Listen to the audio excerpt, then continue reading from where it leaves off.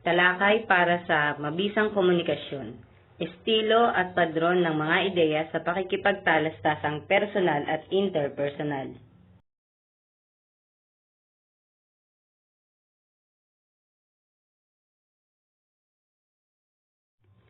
Aralin 3. Ang estilo at padron ng mga ideya sa pakikipagtalastasang personal at interpersonal. Lahat tayo ay may kanya-kanyang paraan ng pagsasalita at pagpapahayag ng saloobin. Ang natatanging paraang ito ay tinatawag nating estilo. Sa kabilang banda, ang lohikal na pagkakaayos at daloy ng ating mga naiisip naman at upang madaling maunawaan ang ating nais iparating sa iba ay tinatawag namang padron. Sa araling ito, ating tatalakayin kung paano nagbabago ang isang estilo at padron depende sa kung sino ang ating kausap. Susuriin natin ang mga pagkakaiba ng pakikipag-usap sa ating sarili, personal o intrapersonal, at ang pakikipag-ugnayan sa ibang tao, interpersonal, gaya ng pamilya, kaibigan o guro. Sa pagtatapos ng araling ito, Aralin 3. Ang estilo at padron ng mga ideya sa pakikipagtalastasang personal at interpersonal.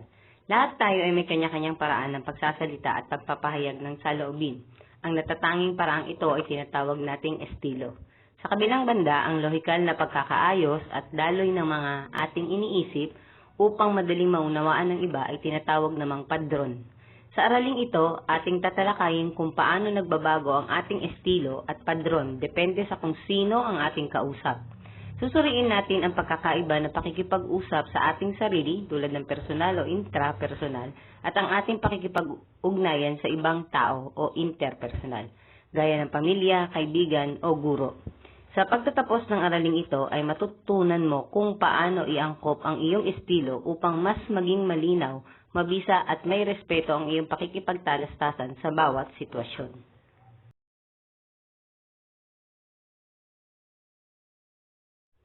Sa dimensyon ng komunikasyon ay hindi maihiwalay ang estilo at ang padron. Ang ating estilo sa pakikipagtalastasang personal, ito ay ang iyong sarili at natatanging paraan ng pagpapahayag. Ito ang iyong tatak bilang individual kung paano mo ipinapakita ang iyong totoong nararamdaman at pagkatao. Ang padron sa pakikipagtalastasang interpersonal naman ay ang nakasanayang hulmahan o gabay sa pakikipag-usap sa ibang tao. Ito ang pagdidikta kung paano natin inaayos ang ating mga ideya depende sa kung sino ang ating kaharap sa lipunan. Mayroon tayong dalawang pangunahing uri ng padron. Ang formal na padron, kapag kausap ay mga autoridad, may sinusunod tayong tamang serye o direksyon, gaya ng pagbati muna, paggalang tulad ng paggamit ng po at opo, paglalahad ng seryosong pakay at pasasalamat sa huli. Ang ikalawa ay ang kaswal na padron. Kapag kaswal na nakikipagkwentuhan, walang mahigpit na panuntunan at pabago-bago ang daloy. Maaaring tumalon ang usapan mula sa isang paksa patungo sa iba na walang formal na transisyon.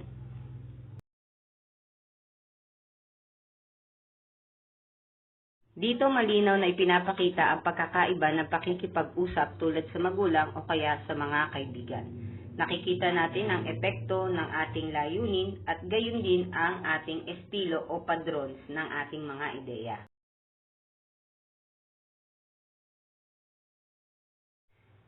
Layunin ng aralin na ito na maipakita at magkaroon ng pagsusuri batay sa komunikasyon kung paano nagkakaroon ng pagkakaiba sa estilo, wika at tono para sa praktikal na hamon ng komunikasyon.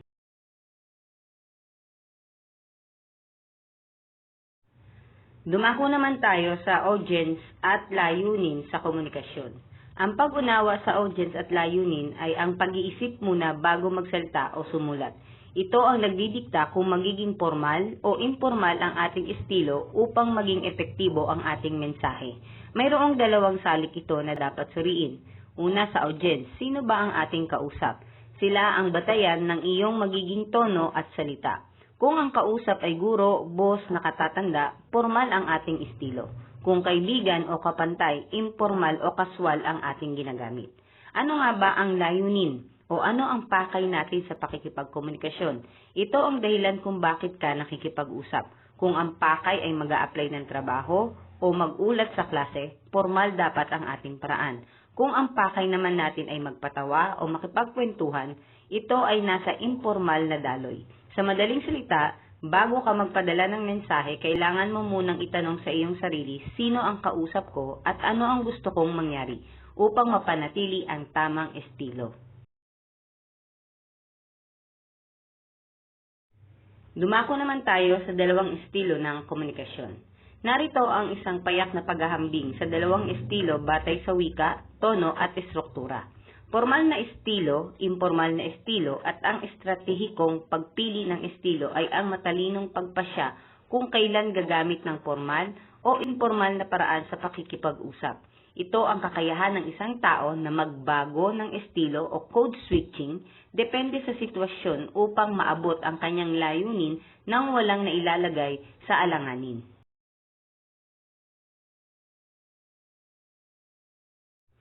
Ano nga ba ang formal na estilo ng komunikasyon? Ang formal style o formal na estilo ng komunikasyon ay ang seryoso at may respetong paraan ng pakikipag-usap. Ginagamit natin ito upang magpakita ng profesionalismo at paggalang. Kailan ito ginagamit? Kapag ang kausap mo ay ang mga taong may otoridad, tulad ng guro, doktor, boss, hindi pa kilala o kapag seryoso ang pakay, gaya ng pag-apply sa trabaho o akademikong ulat.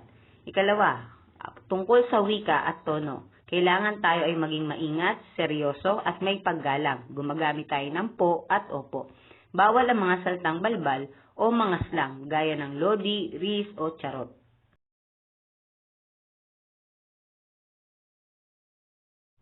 Ano naman ang informal na estilo? Ang informal na estilo o informal style ng komunikasyon ay ang relax at casual na paraan ng pakikipag-usap. Ginagamit natin ito upang maging komportable at mapalapit sa ating kausap. Una, kailan ito ginagamit? Kapag kausap ang mga kapantay o malapit sa atin gaya ng ating mga kaibigan, kaklase o kapamilya at kapag ang pakay ay magbiro o makipagkwentuhan lamang. Ikalawa, paano ang wika at tono nito? Malaya, masigla at emosyonal. Gumagamit ng Taglish, mga pinaikling salita at slang o salitang balbal gaya ng lodi, charot at iba pa.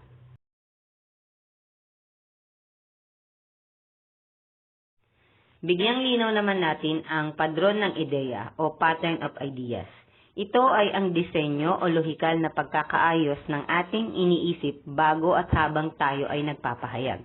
Hindi ito random o hindi rin ito dapat maging sabog dahil may sinusunod tayong sistema upang maging malinaw ang ating mensahe. Sa konsepto ng intrapersonal na pagpapahayag o pakikipag-usap sa ating sarili, ang ating padron ng ideya ay pagpoproseso ng ating pag-iisip, pagninilay at pag-oorganisa ng ating sariling emosyon sa loob ng ating utak. Ngayon, sarili mo lang ang nagpapasya kung paano ito tinitimbang ang mga ideya bago mo ito sabihin o ibahagi sa iba. Sa konsepto naman ng interpersonal na pagpapahayag o pakikipag-usap sa iba, ito ang pakikipagpalitan ng ideya sa dalawa o higit pang tao. Papasok dito ang padron ng daloy ng ating pagpapahayag na dapat ay maging kolaboratibo, naibigayan, madaling masundan ng kausap at angkop sa sitwasyon upang magkaintindihan ang lahat. Sa madaling salita, ang intrapersonal ay ang pag-aayos ng ideya sa loob ng ating sariling isip, habang ang interpersonal naman ay ang pag-aangkop ng ideyang iyon para sa ibang tao.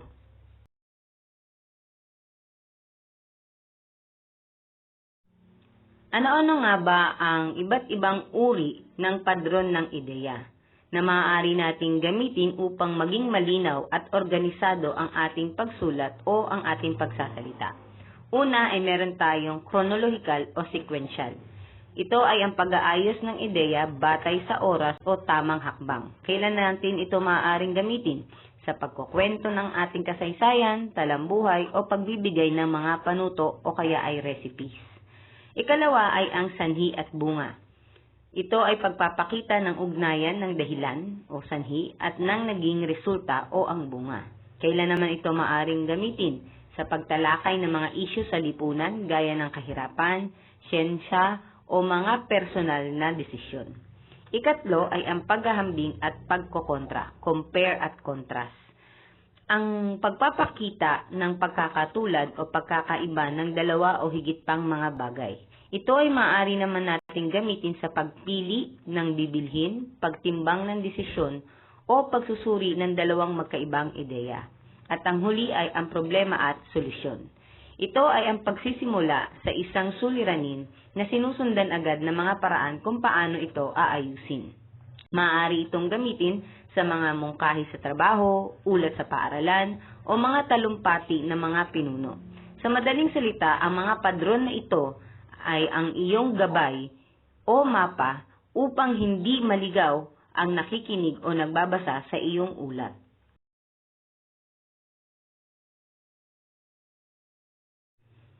Ngayon ay dumako naman tayo sa isang partikular na pamamaraan kung alin ay ang pasulat. At sa pasulat, malimit na ating ginagamit ay ang pagsulat ng sanaysay. Ano nga ba ang katangian ng ideya sa pagsulat ng isang sanaysay? Ang sanaysay o essay ay ang pinakamagandang halimbawa kung paano ang ating iniisip sa ating sarili o intrapersonal ay isinusulat natin para basahin ng iba patungong interpersonal. Upang maging mabisa ang isang sanaysay, dapat itong magtaglay ng tatlong mahalagang katangian. Ang kaisahan, kaugnayan at ang diin. Ang kaisahan ay ang lahat ng pangungusap at talata ay dapat na nakatutok sa iisang pangunahing paksa lamang. Tandaan, walang isasama na ideyang walang kinalaman sa paksa o naliligaw lamang na talakay. Ikalawa ay ang kaugnayan. Ito ay ang maayos na koneksyon o relasyon at swabing daloy na mga pangungusap. Gumagamit ng mga salitang pang-ugnay, gaya ng subalit, sa makatuwid, bukod dito, at iba pa, upang hindi malito ang mga mambabasa sa paglipat ng mga ideya.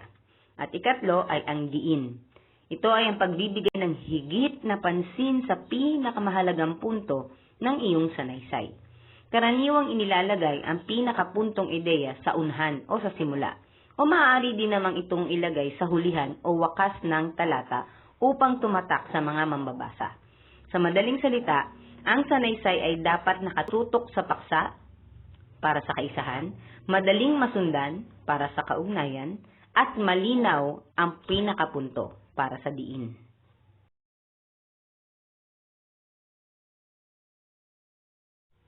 Ang isa pang pamaraan ay ang pagsulat ng personal na liham. Ito ay ang informal na tekstong pasulat na ipinapadala natin sa mga taong malapit sa ating buhay. Ito ay nagsisilbing tulay upang panatilihin ang matatag na ating pakikipag-ugnayan o relasyon. Meron itong tatlong payak na elemento. Una ay ang medium, ikalawa ay ang kahalagahan, at ikatlo ang pagiging permanente. Una ay ang medium. Hindi na ito limitado sa papel at panulat sa kasalukuyang panahon. Sa ngayon, maaari itong ipadala bilang email, direct message o mahabang chat sa Messenger.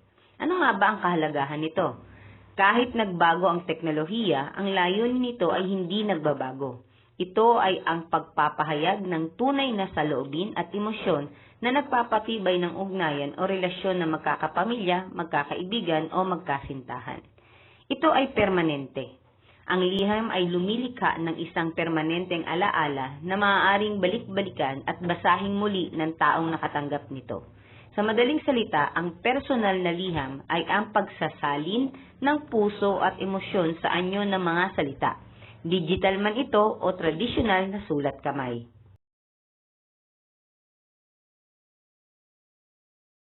Ngayon naman ay magkaroon tayo ng maikling pagbabalik-aral para sa mga bahagi ng isang liham. Meron tayong 5 bahagi. Una ay ang pamuhatan. Dito natin matatagpuan ang address o tirahan kung sino ang sumulat at petsa kung kailan ito sinulat. Ang bating panimula. Dito naman ay ang pagkakaroon ng magalang o kaswal na pagbati para sa iyong sinusulatan. Ang ikatlo ay ang katawan ng liham kung saan ito ang sinasabing pinakamahalagang bahagi sapagkat ito ang nagsasaad ng pinakalayunin, mensahe na nais nating iparating, nakakikitaan din ng estilo at padron ng sumulat. Ikaapat ay ang bating pangwakas. Ito ang pinakahuling bahagi bago matapos ang ating liham. At ang huli ay ang lagda, dito natin makikita kung sino o kanino nagmula ang ating liham.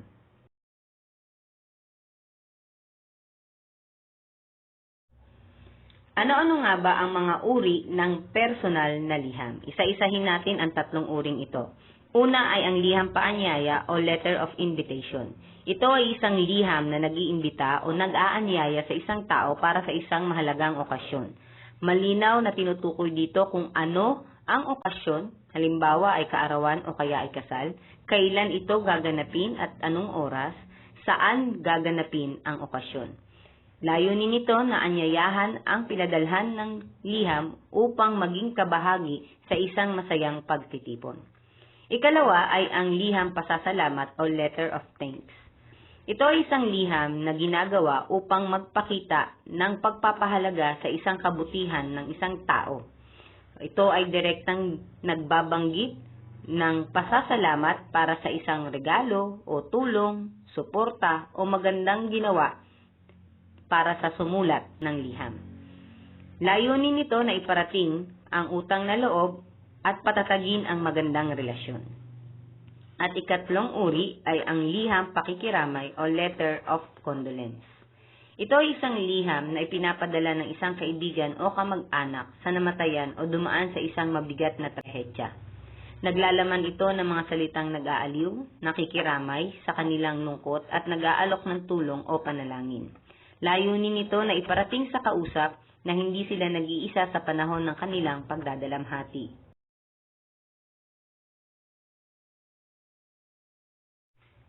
Bigyan linaw natin ang paglahok sa interaksyon. Ang paglahok sa interaksyon o participation in interaction ay ang aktibong pakikibahagi ng isang tao sa pakikipag-usap sa lipunan.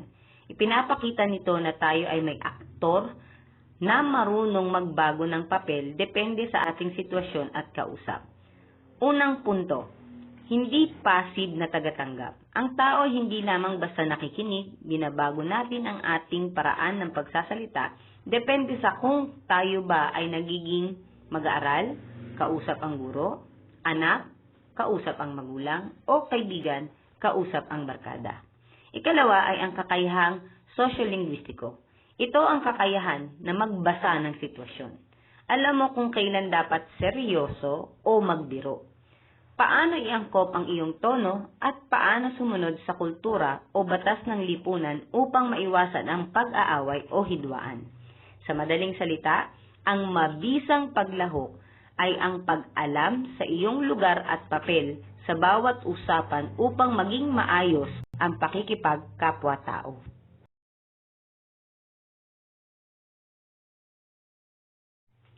Ano-ano nga ba ang iba't ibang uri ng interaksyon? Una ay ang interaksyong pampamilya o domestic or family interaction. Ito ay ang pakikipag-usap sa loob ng tahanan kasama ang mga magulang, kapatid o kamag-anak. Ito ang itinuturing na unang paaralan at pinakapundasyon ng ating kakayahang makipag-ugnayan sa ibang tao. Pundasyon ito ng komunikasyon dahil dito natin unang natututuhan ang wika, ang pangunahing gawi sa paggalang tulad ng paggamit ng po at opo at kung paano magpahayag ng ating mga pangunahing pangangailangan at emosyon. Tingnan natin ang kombinasyon ng estilo. Sa bahaging ito, nagkakaroon tayo ng kakaiba na pagtingin dahil dito nagkakaroon ng paghahalo ng dalawang estilo. Sa ating pakikipag-ugnayan sa pamilya ay maaaring gumamit tayo ng informal dahil komportable at malapit ka sa iyong pamilya. Ngunit may pagkakataon din na formal ang padron dahil sa paggalang, dahil kailangang irespeto ang mga magulang at nakakatanda. Sa madaling salita, ito ang pundasyon ng pakikipagkapwa-tao kung saan hinuhubog ang ating ugali at paraan ng pakikipag-usap bago tayo humarap sa lipunan. Ikalawang uri ng interaksyon ay ang interaksyong akademiko o academic interaction. Ito ay ang pakikipag-usap sa loob ng paaralan kasama ang mga guro, pinuno ng paaralan at mga kamag-aral sa ilalim ng isang formal na kapaligiran. May dalawa itong punto. Una, hindi passive na tagatanggap. Ang tao ay hindi basta nakikinig, kundi nagkakaroon tayo ng pagtitimbang ng sitwasyon at dumedepende tayo kung sino ang ating kausap. Pumapasok dito ang pagiging seryoso ba o palabiro o kwentuhan ang ating pakikipag-usap. Ang ikatlong interaksyon naman ay ang interaksyong pantrabaho o professional, professional or workplace interaction. Ito ay ang pakikipag-usap sa isang seryosong kapaligiran ng trabaho o organisasyon. Para sa mga mag-aaral, ito ay ang kanilang unang hakbang o pagsubok sa totoong buhay sa labas ng silid-aralan. Kailan ba natin ito nararanasan? Tuwing sumasailalim tayo sa work immersion, halimbawa, kapag nakikipagtransaksyon sa mga kawani ng paaralan tulad ng registrar o cashier, o kapag sumasailalim sa panayam o interview para sa mga samahang pang-mag-aaral. Katangian ng interaksyong ito ng pangangailangan ng mataas na antas ng formalidad, disiplina, at etika. Mahalaga ang pagpili ng mga salitang profesional, pagiging maagap, malinaw na paglalahad ng pakay, at kawalan ng mga salitang balbal o slang. Sa madaling salita, ito ang komunikasyong pangnegosyo at karera na naglalayong magpakita ng kredibilidad, kakayahan, at seryosong intensyon sa trabaho o organisasyon. At ang huling uri ng interaksyon ay ang interaksyong digital o online, digital o virtual interaction. Ito ay ang pakikipag-usap gamit ang teknolohiya at internet, tulad ng Messenger, TikTok, group chat, mga GC at mga online forum. Ito ang pangunahing paraan ng pakikipag-ugnayan ng mga kabataan sa kasalukuyang panahon. Talamak at mabilis kung susumahin. Ito ang pinakagamit na anyo ng komunikasyon sa kasalukuyan dahil sa bilis ng pagpapadala ng mensahe kahit magkalayo ang mga tao. Nagkakaroon ito ng pagbabago-bagong estilo. Depende sa kausap, maaring ito'y maging informal, gumagamit ng mga emojis, memes at slang ng mga salita sa ating mga kaibigan o malapit na kausap. O maaari din namang formal, maayos na chat o email dahil ang kausap ay guro para sa mga seryosong pangkatang gawain. Sa madaling salita, ito ang virtual na mundo ng komunikasyon, kung saan kailangan ang matalinong pag-iingat o netiquette dahil madaling magkaroon ng misinterpretasyon kapag walang naririnig na boses o nakikitang muka.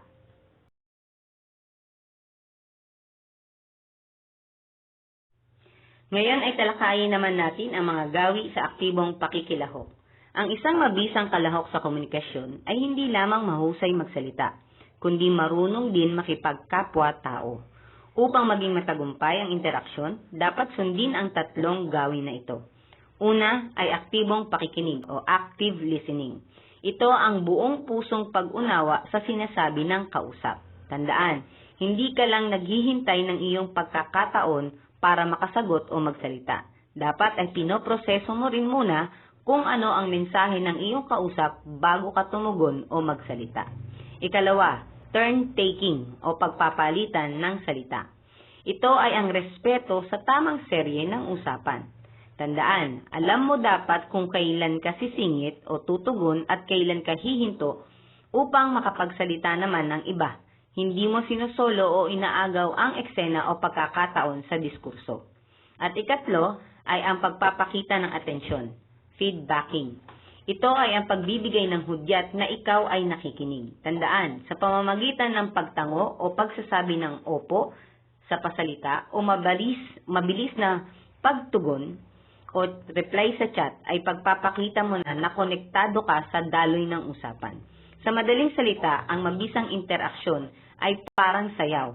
May nakikinig ng tapat o aktibo, may nagbibigayan sa hakbang o turn-taking, at may sumasabay sa ritmo sa isa't isa, feedbacking.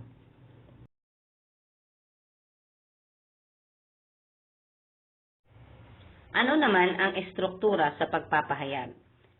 Ang estruktura sa pagpapahayag ay ang arkitektura o sistematikong pagkakahanay ng mga salita upang makabuo ng malinaw na mensahe.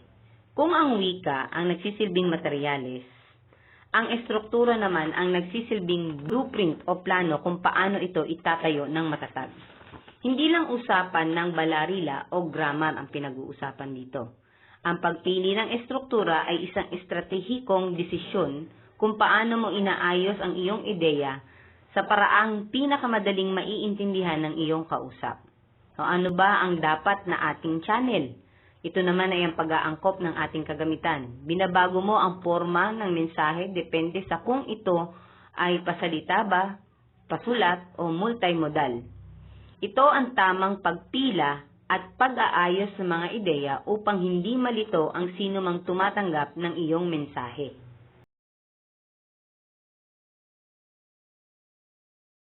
Ngayon ay talakayin naman natin ano-ano ang mga konsiderasyon para sa mabisang estruktura. Ang balarila at syntax ay ang mga batas at tamang estruktura sa pagbuo ng mga pangungusap. Ang mga ito ang nagdidikta kung paano pagsasamahin ang mga salita upang maging tama at malinaw ang kahulugan nito. Ang balarila o grammar ay ang wastong paggamit ng mga salita batay sa tuntunin ng wika. Halimbawa, ang kaibahan ng paggamit ng nang na maikli kaysa sa nang na mahaba. Ang syntax naman ay ang tamang pagkakahanay o ang tamang serye ng mga salita sa loob ng isang pangungusap. Ang maling posisyon ng salita ay maaaring makalito o tuluyang magpabago sa totoong kahulugan ng iyong mensahe. Kumbaga, ito ang traffic rules ng mga salita upang makasiguro na ligtas at eksaktong makararating ang tamang kahulugan ng mensahe sa iyong kausap. Meron tayong tinatawag na coherence at cohesion. Ang coherence at cohesion ay ang dalawang elemento na nagbibigay ng goma o pandikit sa iyong mga isinusulat o sinasabi upang hindi ito maging sabog o hiwa-hiwalay. Cohesion, ito ay ang technical na nagpapadikit ng mga salita at pangungusap. Nagagawa ito sa pamamagitan ng paggamit ng mga transitional devices tulad ng subalit, kaya naman, bukod dito at iba pa, upang maging swabe at ang paglipat ng mga susunod na linya. Ang coherence naman, ito ay ang lohikal na pagkakakonekta, pagkakaugnay ng pangkahalatang ideya. Sinisiguro nito na ang buong talata o kwento ay may saysay. Nagtutugma ang mga punto at madaling maintindihan ng nagbabasa ang kabuuang mensahe. Ang cohesion ay tamang pagpili ng mga salitang pang-ugnay, samantalang ang coherence ay ang malinaw at lohikal na takbo ng mismong kaisipan. Ang isa pang konsepto ay ang register at kaangkupan. Ang register at kaangkupan ay ang pagpili ng tamang estilo at forma ng wika. Batay sa hinihingi ng sitwasyon, ipinapakita nito na ang tao ay may kontrol sa kanyang pananalita upang maging katanggap-tanggap sa kanyang kapaligiran. Register. Ito ay ang espesyal na anyo o rehistro ng wika na ginagamit ng isang partikular na larangan, profesyon o grupo. Halimbawa, iba ang salita ng mga doktor sa salita ng mga computer programmers. Kaugnay naman ang kaangkupan. Ito ay ang paggamit ng speaking framework ni Delheims upang suriin ang sitwasyon. Tinitingnan dito ang lugar, kausap, layunin, tono, channel, upang maiakma ang estruktura ng pangungusap kung ang dapat gamitin ay formal o informal. Sa madaling salita, ito ang tamang salita para sa tamang okasyon at tamang tao upang hindi magmukhang bastos o out of place ang iyong pahayag. At ang pag-aangkop sa medium. Ang pag-aangkop sa medium ay ang pagpili ng tamang forma ng mensahe batay sa channel o paraan ng paghahatid nito. Ipinapakita nito ang estruktura ng iyong mga salita ay dapat na sumusunod sa kung paano ito tatanggapin ng kausap upang hindi mawala ang interes o malito ang nakikinig o nagbabasa. Paalala, suriin kung paano nagbabago ang anyo at estruktura ng isang mensahe. Halimbawa ay ang pag-iimbita sa isang seminar batay sa konsiderasyon ng medium. O pwedeng kung ito ay pasulat, nangangailangan ng kumpleto at mahabang talata na sinasabayan ng tamang bantas, gaya ng tuldok at kuwit. Dahil walang boses na naririnig, ang kalinawan ng grammar ang nagsisilbing gabay ng mambabasa. Kung ito naman ay pasalita o oral, nangangailangan na maituturing na maikling pangungusap at tamang diin sa boses dahil mabilis mawala ang narinig. Kailangan direct diretso sa punto at may buhay ang intonasyon upang masundan ng nakikinig. O maaari ding multimodal, nangangailangan ng kaunting teksto na sinasabayan ng mga disenyo o graphics, o kaya ay audio. Pwedeng ito ay PowerPoint presentation, infographics, o video. Dito, ang visual ang umaalalay sa salita, kaya hindi dapat siksikan ng mahabang talata. Sa madaling salita, ito ang prinsipyo ng medium ng nagdidikta sa forma. Hindi mo maaaring i-copy-paste ang mahabang sanaysay upang gawing script sa isang maikling video nang hindi binabago ang istruktura nito. Kaya napakahalaga na isinasaalang-alang natin ang pasulat, pasalita, at konseptong multimodal para sa pag-aangkop ng ating medium.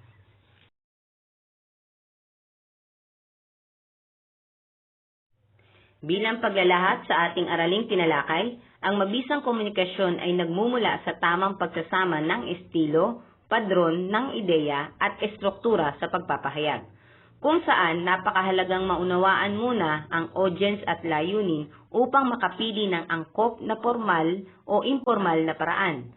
Ang mga konseptong ito ay hindi lamang pang-akademiko, kundi kritikal sa araw-araw na pakikipag-ugnayan sa iba't ibang konteksto. Sa pangkahalatan, layunin ng aralin ito na hubugin ang mga mag-aaral na maging responsable at may kakayahang makipagkapwa ng may paggalang at malinaw na paghahatid ng mensahe.